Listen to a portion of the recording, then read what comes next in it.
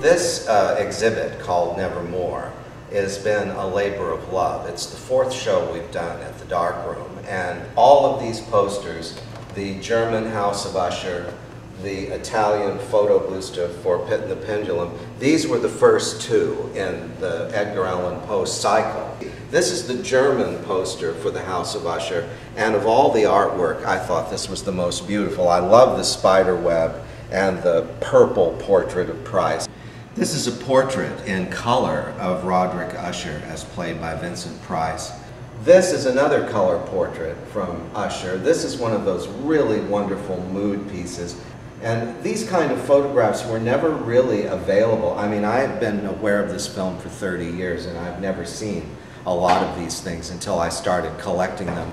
This is a portrait of Vincent Price as Sebastian Medina, the truly evil character in The Pit and the Pendulum. These are what are called contact sheets, and I love these because, unfortunately, in many cases, the negatives were lost. The contact sheets were usually saved and kept in brown manila envelopes. So what we were able to do were to take the contact sheets and blow them up.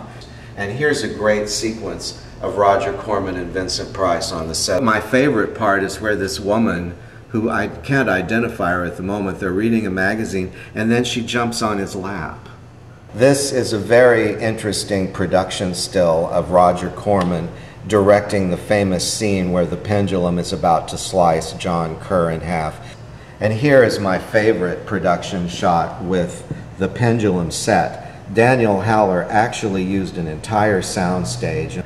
Here's a portrait of Barbara Steele as Elizabeth Medina, probably the only film she made after Black Sunday that achieved the same recognition and kind of cemented her title as the Queen of Horror. Barbara, actually, when she came to the show, this was her favorite picture. We're looking at Ray Milland, not Vincent Price, in this interesting black and white still from the Premature burial. Roger couldn't use Vincent Price because he was going to make this film with this other company that was doing all the color. It was Fahey color. He was going to do this for Fahey. With Ray Milland instead of Vincent Price, who was under exclusive contract to AIP. So they start shooting, and the first day they work, Sam Markoff comes on the set and goes, "Well, hi, Roger, I guess we're working together again." He said, "We went to Fahey and told them that if they did this with you, we'd pull all our lab work and they would be broke." But that's the reason that out of all the Poe films, there's only one with Ray Milland. We're looking at a scene from the Black Cat episode of Tales of Terror, which was 3 Poe stories fit into one movie. Yes, it had Morella, the Black Cat, and a little bit of the Cask of Amontillado, and of course the facts in the case of Mr. Valdemar. This is a very rare shot of Basil Rathbone preparing to do a take as Carmichael the Mesmerist, who makes Monsieur Valdemar kind of tell him what the afterlife is like. This is the rarest still in the collection. This scene is Vincent Price as Mr. Valdemar in the afterlife, in Hades. And you can see the extras and the smoke, and there he is uttering his famous line, "What place is this?"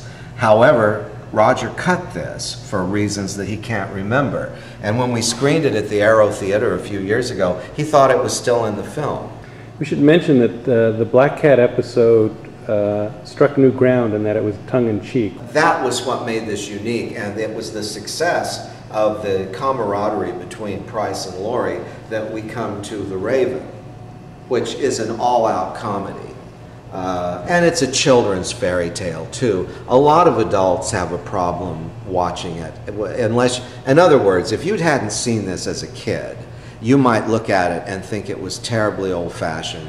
But it does have these 3 incredible performances, not to mention Jack Nicholson before his superstardom. This was originally a record album that had a little record in it, which I still have, of Peter Lorre reading The Raven. This is a color portrait of Lon Chaney Jr. From The Haunted Palace. This film is in the collection because it is called Edgar Allan Poe's The Haunted Palace, and Vincent Price reads a portion of the poem at the beginning and the end of the film. However, it is really an H.P. Lovecraft film. We're looking at the unmasking in The Masque of the Red Death, probably the most elaborate of Roger Corman's Poe movies. Roger always regretted that he did not have the time and the money to hire more extras and make this even more elaborate. But what you have is still quite a tour de force. This was a advance ad that American International sent out to their distributors. Our darkroom expert, John, took the image and put it on a white background and turned it into a work of art. This is Roger Corman directing Jane Asher and Vincent as Prince Prospero. A lot of people argue that the Tomb of Ligiea is the greatest of the set.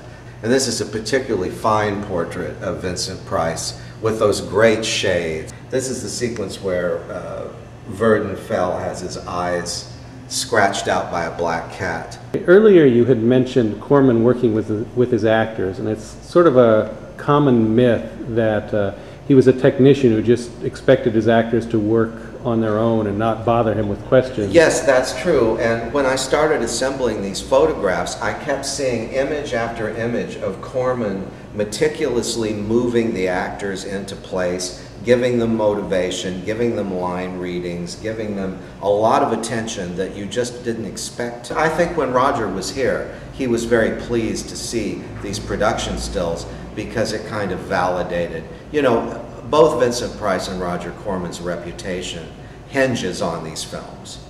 And so this exhibition is acting not only as a tribute to those movies, but also to kind of examine and go into some sort of depth about why these films are so iconic and why they should be remembered.